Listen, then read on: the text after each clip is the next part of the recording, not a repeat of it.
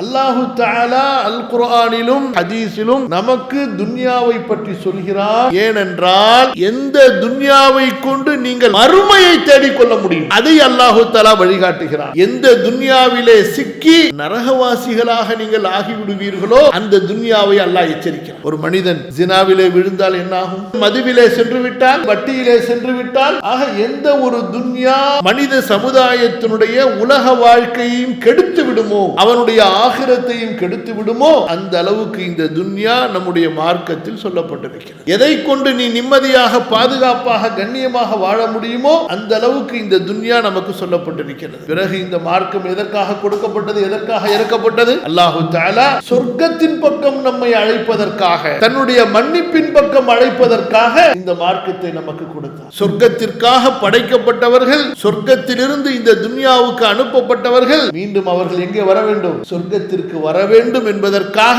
அல்லாஹு தஆலா வேதங்களை இறக்கினார், நபிமார்களை அனுப்பினார்.